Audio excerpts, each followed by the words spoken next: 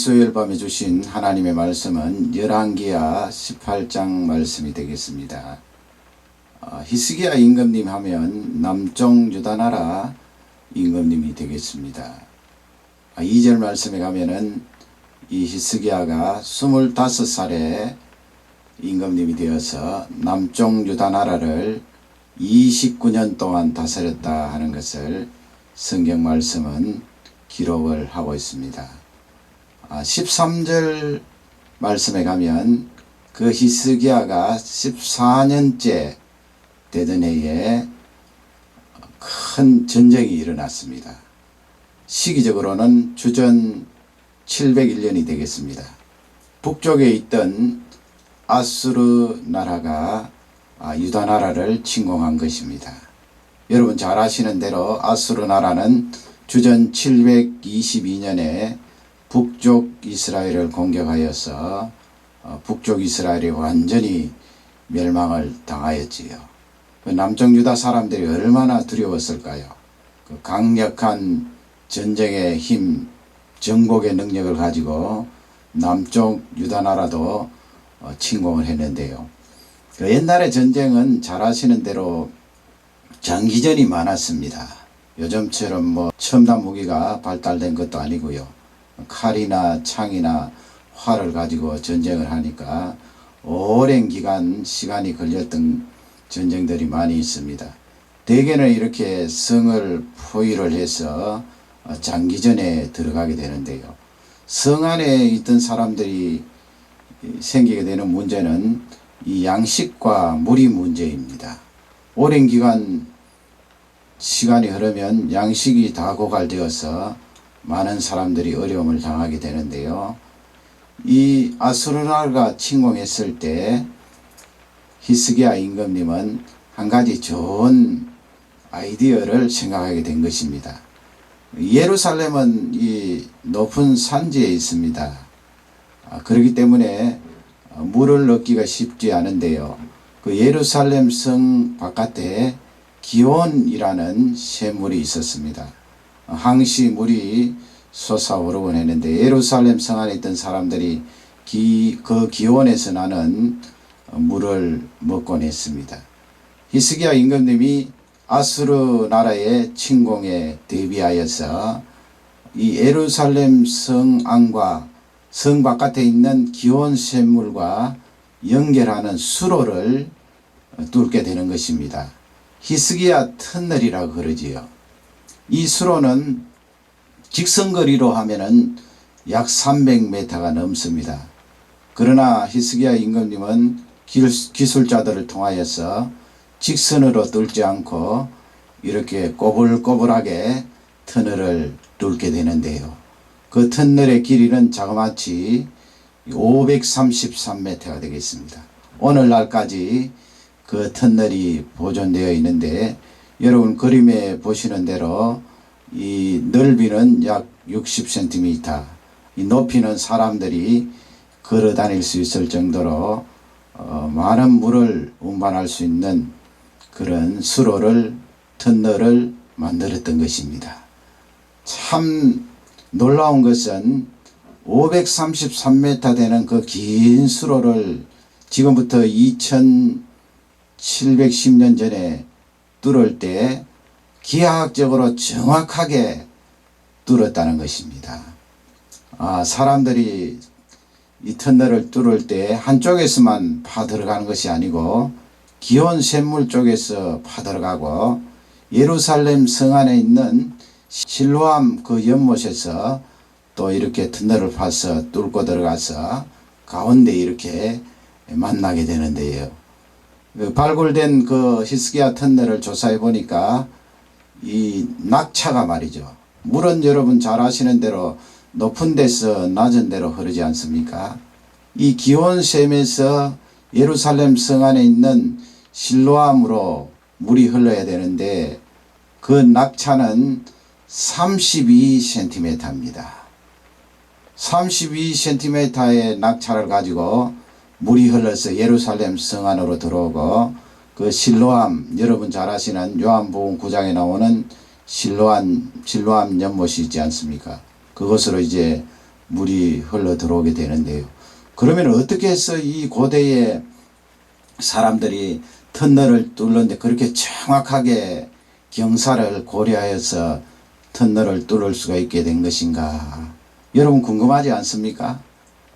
학자들이 연구해 보니까 이 예루살렘 지방은 석회암이 많습니다.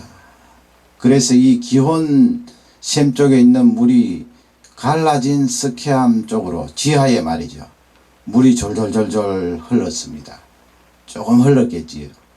그리고 이 흐른 물이 실로암 연못가까지 연결되었는데 사람들이 터널을 뚫을 때 그 물이 흐르는 방향을 잡아서 굴을 뚫었는데 정확하게 그렇게 맞아떨어지고 낙차가 그렇게 32cm 주어져서 예루살렘 성 안에서 물을 얻게 되었는데요. 1800년도에 사람들이 이 터널을 발견하게 된 것입니다. 여러분 옆에 그림 보시는 대로 그 터널 속에는 200자 정도 되는 그런 고대 히브리어가 적혀져 있습니다. 그 양쪽에 터널을 파고 들어갔던 사람들이 약 1.3m 벽을 놓고 소리가 들렸습니다. 망치 소리, 돌 깨는 소리가 들리자 그들이 환호를 지르면서 감탄해하는 그 내용이 히브리어로 적혀져 있습니다. 물론 도굴꾼에 의해서 저것이 많이 깨어졌고 지금은 현재는 터키에 소장되어 있는 것입니다. 이렇게 큰 전쟁이 남쪽 유다 나라에 일어났는데요. 3절 말씀에 가면은 히스기야 임금님에 대해서 성경 기록자는 이렇게 적고 있습니다. 히스기야는 다윗이 행한 모든 행위를 쫓아 정직하게 행하였다고, 여호와 보시기에 정직하게 행하였다, 성경은 기록을 하고 있습니다. 그러면 여러분 마음속에 궁금함이 있지 않습니까? 왜 이렇게 잘 믿는 임금님, 하나님을 공경하는 임금님이 다스리는 그 나라에 이런 어려운 전쟁이 일어났는가? 그 답이 어디에 있을까요? 성경을 읽어보면은 간단하고 쉬운 답변을 하실 수가 있을 것입니다. 하나님께서 하나님의 살아계심을 많은 열방 가운데 보이시기 위하여서 이런 전쟁이 일어나는 것을 허용하셨다. 그 대답 맞을 것입니다. 또 다른 답변은 이렇게 어려운 전쟁 가운데서도 하나님께서 하나님의 백성들과 함께 하시고 도우신다는 그 내용을 우리에게 알려주고 계신다. 그렇게 답변하실 수도 있을 것입니다. 맞는 답변입니다. 그러나 오늘 이 왕하 18장 말씀에서 주시는 교훈을 다른 각도에서 찾아볼 수가 있을 것입니다. 사도 바울은 로마서 7장 말씀에서 그런 말씀을 하셨습니다. 사도 바울은 예수님을 잘 믿는 귀한 사도였습니다. 이방인을 위한 복음 전도자였죠. 하나님께서 그를 귀하게 사용하셨습니다. 그 로마서 7장 고백을 보면 사도 바울이 하나님의 법을 따르는, 하나님의 법에 따라 선한 일을 하고자 하는 그 속 사람이 있는 것을 그는 확실하게 깨달았습니다. 그런데 가만히 보니까 내 지체 가운데 한 법이 있는데 그 법은 하나님의 선한 것을 따르고 쫓기를 거역하는, 거스리는 그런 법이었습니다. 그것이 도대체 무엇에서 비롯되는가? 사도 바울의 고백은 자신의 지체 속에 있는 죄에서 근원이 되었다고 말씀을 하고 있습니다. 그래서 사도 바울은 오호라 공고한 사람이로다. 이 사망의 몸에서 누가 나를 건져 내랴. 그 다음에 우리 주 예수 그리스도로 말미암아 하나님께 기뻐하고 감사한다고 그렇게 고백을 했습니다. 예수 그리스도의 그 능력과 구원함심이 아니면 하나님 앞에 설 수 없고 그 죄의 악한 법에서 떠날 수 없음을 사도 바울은 공격 말씀을 했는데요. 그러면 예수님을 믿는 우리에게도 사도 바울과 같은 그런 두 가지의 마음을 내 속에 하나님의 법을 절구하여 그 법을 따르려고 하는 선한 일을 행하는 속사람이 있을 것이고 또 죄에서 비롯된 하나님의 선한 일을 거스리고 그런 죄에서 비롯된 마음이 있는 것입니다. 하나님과 이미 승리하고 구원이 확정되었지만은 그런 갈등이 잔존해 있음을 성경은 가르쳐 주는 거지요. 그래서 히스기야 시대에 잘 믿는 임금님이지만은 전쟁이 일어난 그 영적 근거를 설명으로 잡을 수가 있는 것입니다. 오늘 주신 말씀은 세 가지로 그렇게 나누어서 생각해 볼 수가 있는데요. 첫 번째는 하나님의 백성이 의지의 대상에 대해서 갈등을 할 수 있다는 것입니다. 의지의 대상입니다. 여러분, 우리는 예수 그리스도로 말미암아 죄 용서함을 받고 그 성령 하나님을 모시고 있는 하나님의 백성입니다. 그럼에도 불구하고 의지의 대상에 대해서 어떨 때는 갈등을 한다는 것입니다. 전적으로 하나님을 의지하는 것이 마땅합니다. 당연히 하나님을 의지해야 됩니다. 그럼에도 불구하고 갈등 속에 세상을 의지하고 싶은 죄된 마음이 들어온다는 것입니다. 내가 가지고 있는 재능을 의지하고 싶은 마음이 든다는 것입니다. 내가 소유하고 있는 재물을 의지하고 든든한 사람이 나에게 있다면 그 든든한 사람을 바라보고 의지하고 싶은 그런 죄된 마음이 나에게 일어날 수 있다는 말씀을 성경은 우리에게 알려주고 있습니다. 이 전쟁이 주는 영적인 교훈은 거기에 있는 것입니다. 이 임금님이 유다 나라를 침공하였는데요. 그 유다 나라를 침공할 때 처음에는 지방 성읍들을 침공을 했습니다. 그 아시리아 나라의 임금님을 위하여 만들어 놓은 비문을 보면은 유다 나라의 46개 성읍을 점령했다고 그렇게 기록을 하고 있고요. 또 이 히스기야 임금님을 세상에 든 새처럼 포위하고 애워쌌다고 그 비문에 적혀 있는 것을 볼 수가 있습니다. 이 아시리아 나라의 임금님이 유다 성읍 가운데 라기스를 점령하고 그 라기스에다가 진영을 펼쳐놓고 본부로 삼았던 거지요. 예루살렘을 향하여서 세 사람을 보냅니다. 그 세 사람 가운데 한 사람의 이름이 랍사게인데요. 이 랍사게가 예루살렘 성 밖에 와서 큰 소리를 치니까 성 안에서 히스기야 임금님이 유다 쪽에서도 세 사람을 내보냅니다. 거기에는 국내 대신 서기관 이렇게 세 사람을 내어보내게 되는데요. 그 20절 21절 말씀에 가면은 이 랍사게가 유다 백성들과 그 신하들에게 무슨 말을 하는가 하면 유다 백성들과 히스기야 임금님을 향하여서 너희들이 의지하는 대상이 누구냐 그것을 중점적으로 묻고 있는 내용이 나옵니다. 20절 하반절에 보면 너희가 누구를 의뢰하느냐 그 유다 백성들을 향하여서 지금 묻고 있는 거죠. 누구를 의지하느냐 어찌하여 나를 반역했느냐 아수르를 반역하고 너희들이 어찌하여 다른 나라를 의지하냐 이런 말씀인데요. 그러면 그 의지하는 대상 나라가 누구인가요? 21절 말씀에 보면 이집트라고 랍사게는 밝히고 있습니다. 그 이집트 나라를 랍사게는 이렇게 표현을 하고 있습니다.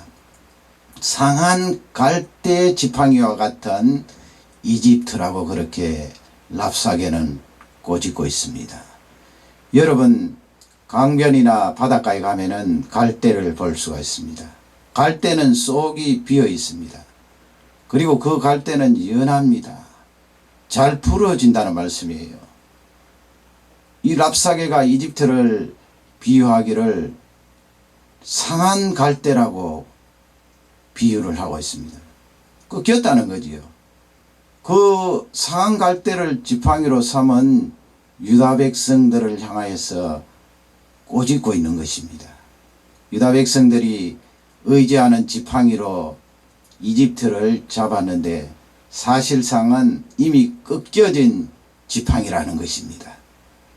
갈대 자체도 지팡이로 쓰기 어려운데 그것이 꺾여졌으니까 지팡이로 쓸모가 없다는 말씀이 되겠습니다. 랍사게는 계속해서 너희들이 그 상한 갈대 지팡이를 손에 쥐고 있으면 그 갈대가 너희 손을 찌르겠다고 말씀하시고 그 이집트는 너희들을 구원할 능력이 없다고 이야기를 합니다. 여러분, 이방 사람 랍사게를 통하여 유다 사람들에게 이 꼬집고 비판하는 말은 어쩌면 하나님께서 유다 백성들과 히스기야에게 하고 싶은 말씀인지도 모릅니다. 왜냐하면 이사야 선지자를 통하여서 히스기야 임금님께 여러 차례 하나님만 바라보고 하나님만 의지할 것을 경고하고 말씀해 주셨습니다. 여러분, 하나님 의지하면 거기에 사는 길이 있습니다. 소망이 거기에 있습니다. 그럼에도 불구하고 잘 믿는 이 히스기야인데 불안하고 두려워지니까 더 가까이에 있는 나라 이집트를 의지하게 된 것입니다. 이집트와 손을 잡게 된 것입니다. 결국 그것이 화근이 되어서 아수르 나라의 침공을 받고 이렇게 어려움을 당하는 것입니다. 여러분, 우리가 인생을 살아가면서 예수 그리스도로 말미암아 거듭난 존재이지만은 의지의 대상에 대해서 어떨 때는 갈등을 할 수가 있다는 것입니다.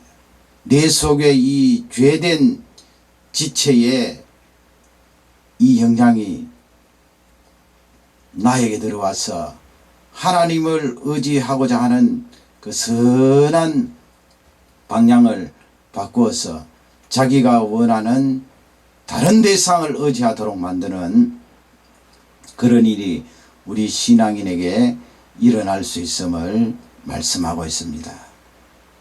내가 죄에서 비롯된 그런 의지의 대상에 혼돈이 있을 때, 갈등을 할 때 우리는 다시 영적으로 각성하여서 정신을 바짝 차리고 기도와 말씀에 더욱더 초점을 맞추어야 될 줄 확신합니다.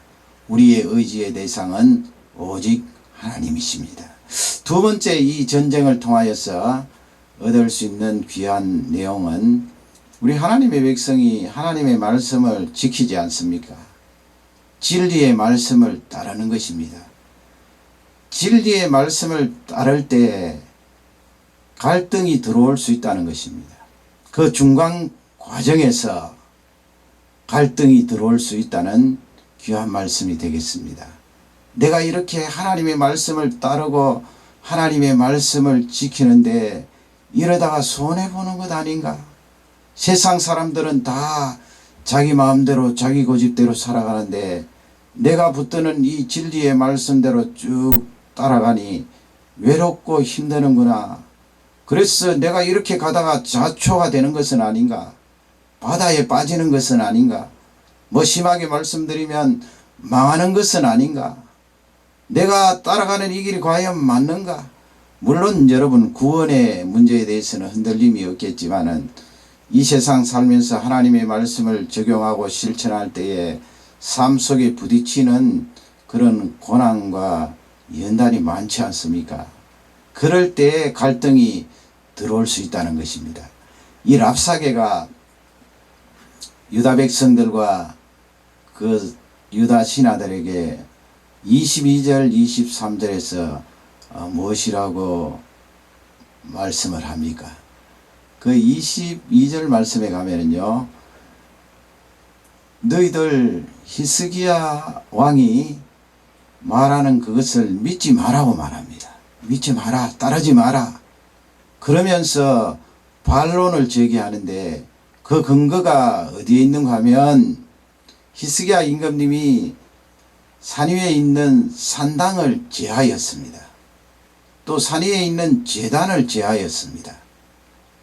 물론 옛날에 성전이 없었을 때는 그 산당, 그 산 위에 제단을 만들어 놓고 하나님 앞에 예배를 드렸습니다마는 자꾸 세월이 지남에 따라 예루살렘 성전이 지어졌음에도 불구하고 이스라엘 백성들이 그 산당과 제단에서 우상을 섬겼습니다.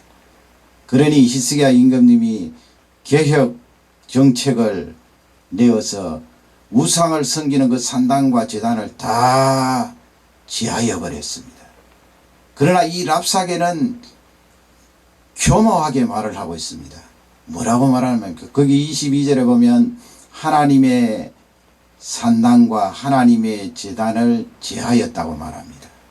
여러분, 사실은 히스기야가 제한 것은 하나님의 산당 제단이 아닙니다.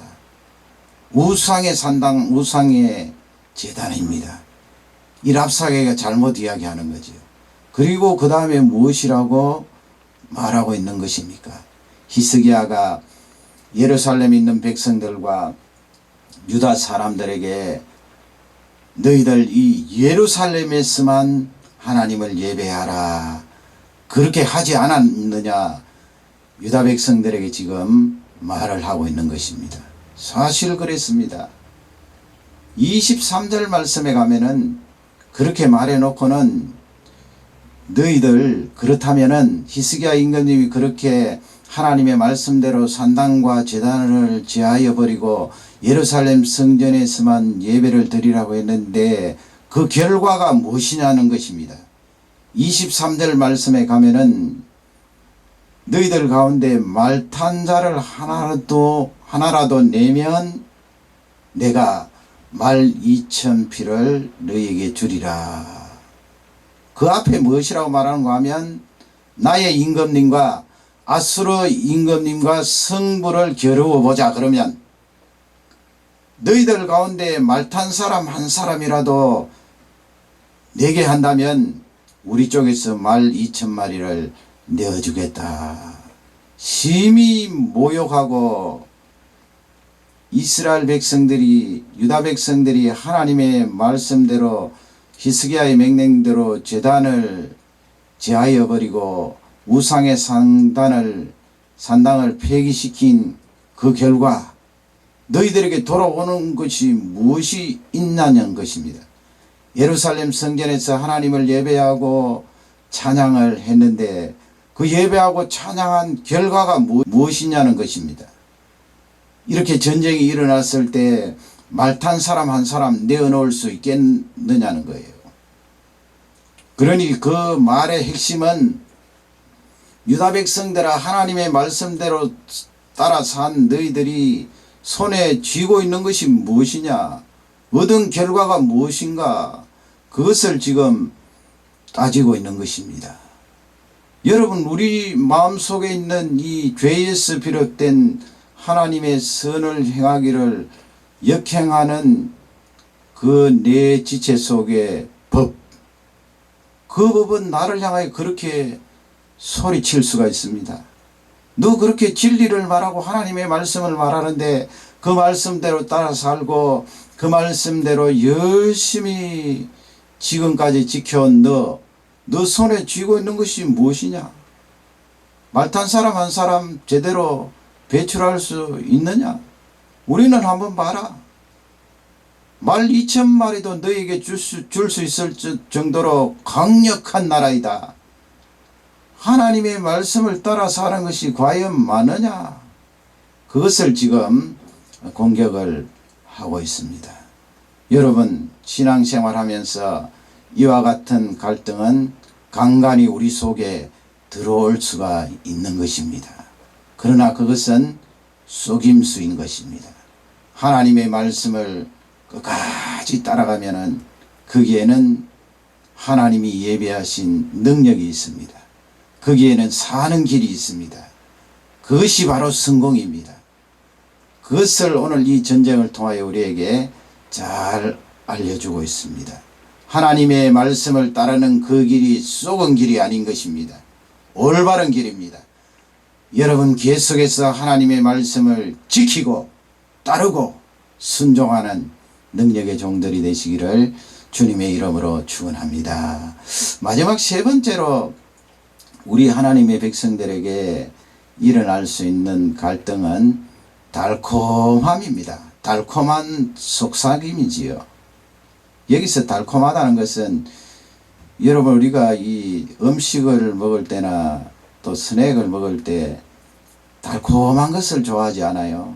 단 것을 좋아합니다. 특히 여기는 이 과자 종류라든지 빵이라든지 단 것이 굉장히 많습니다. 그러니 여러분 나이가 들면은 이빨이 좋지 않아지는 것이 사실이죠. 단 것이 우리 몸에 다 좋은 것입니까? 좋은 부분도 있겠지요. 그러나 많은 음식물 가운데 단 것이 너무 많이 들어가면 도리어 몸을 상하게 한다는 것을 여러분 잘 아실 것입니다. 영적인 원리도 마찬가지입니다. 당장 나에게 달콤한 것이 있다고 영적으로 그 달콤한 것을 집어삼켜버리면 나중에는 그것이 독소가 되고 나의 영혼을 망치는 그런 일까지 벌어질 수 있는 것입니다. 그 달콤함에 대한 갈등이 우리에게 있다는 거예요.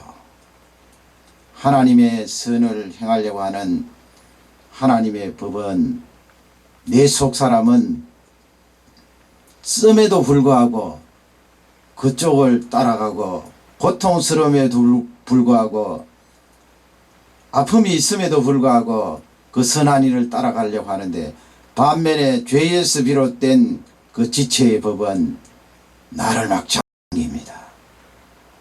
단 것을 먹으라는 거예요. 거기에 대한 갈등이 우리에게 있음을 이 전쟁을 통하여 알려주고 있습니다. 31절 말씀에 가면은 이 랍사게라는 사람이 논리적으로 쭉 이야기를 하면서 유다 백성들을 이제 회유시킵니다. 달콤한 말로 그들의 마음을 바꾸려고 하는데요. 히스기야를 따르지 말고 믿지 말라고 그러지요.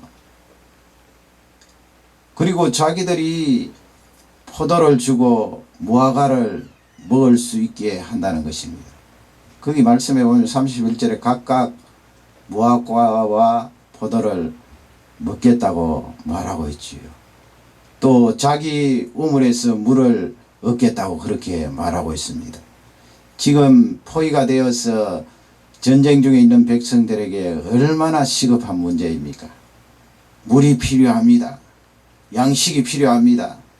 포도가 필요합니다. 무화과 열매가 필요합니다. 달콤한 제안입니다. 32절 말씀에 가면은 이 랍사게가 내가 다시 와서 너희들을 한 지방으로 옮기겠다 그랬습니다. 지금 유다 나라가 아닌 다른 지방으로 옮겨주겠다고 제안을 하는 거예요. 그 옮겨갈 지방에는 곡식과 포도주가 있다고 그랬습니다. 또 떡과 포도원이 있다고 그랬습니다. 가장 시급하고 달콤한 것 아니에요. 기름과 감람이 있다고 그랬습니다. 유다 백성들이 필요하고 당장 시급한 것을 이 랍사게가 제안을 하고 있는 것입니다. 그래서 항복하라는 거지요. 항복하라. 아수르 왕에게 나오라. 그렇게 제안을 하고 있습니다. 여러분 그 말 속에는 하나님의 말씀과 반대되는 그런 내용이 담겨져 있습니다. 유다 백성들은 그 땅을 떠나면 안 됩니다. 하나님께서 약속하신 땅입니다. 물론 나중에 바벨론 뉴스가 일어납니다마는 그것은 죄로 말미암아 하나님께서 연단하시고 다시 70년 만에 회생시켜 주신 것이고요. 하나님의 백성들 자신이 스스로 자신들의 달콤함을 위하여 그 땅을 떠나서는 안 되는 것입니다. 그럼에도 불구하고 이 랍사게는 달콤한 말로 유다 백성들을 회유하고 있습니다. 우리 하나님의 백성들에게 그런 달콤함에 대한 갈등이 있는 것을 성경은 잘 알려주고 있는 말씀입니다. 이 랍사게의 논리는 사단이 하와에게 던져진 논리와 비슷한 것을 볼 수가 있습니다. 창세기 3장에 보면은 하와에게 사단이 무엇이라고 말을 합니까? 먹어도 죽지 아니한다. 먹는 날에는 너희들의 눈이 밝아 하나님과 같이 되리라. 달콤한 속삭임이 아닌가요? 그러나 여러분, 거기서 중요한 것을 하나 발견할 수가 있습니다. 33절에 가면은 이 랍사게가 그런 말을 합니다. 이 열방의 신들 가운데 아수르 왕의 손에서 건져준 신이 있느냐? 그러므로 너희들 나의 이 달콤한 말을 듣고 나에게 따라오라.